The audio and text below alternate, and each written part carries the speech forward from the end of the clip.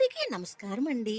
మాఘమాసం అంటే పెళ్ళిళ్ళు, భోజనాలు, సారెలు, ఈడులు, ప్రయాణాలు చేయడం చాలా ఎక్కువైపోయిందండి మాకు. ఇంతకీ ఈ విషయం ఏంటంటే మా అబ్బాయి వాళ్ళ సార్ పెద్ద ఆఫీసర్ అనమాట. తన క్రింద వాళ్ళందరికీ స్వీట్లు పంచారండి. ఎలా పంచారనుకున్నారు? ఒక బాక్స్‌లో 11 రకాలు ఐటెమ్ చూస్తుంటే చాలా మంచిగా అనిపించింది. నేతితో చేసినవి చాలా బాగున్నాయండి.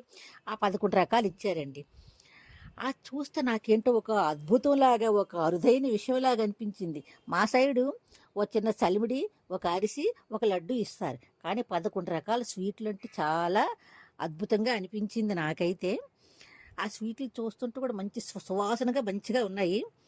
ఇంతకీ మా అందరికీ కూడా మా ఇద్దరికి షుగర్ అండి. ఇట్లా పిల్లలున్నారు. మేము 6 సభ్యులం కాబట్టి 6 స్వీట్లే తీసుకున్నామండి. 6 స్వీట్లు తీసుకొని మిగతా 5 స్వీట్లు చిన్న చిన్న పిల్లలకి ఇచ్చేసామండి. అంటే నా పత్తేంటంటే అన్నీ మనమే తినేయకూడదు.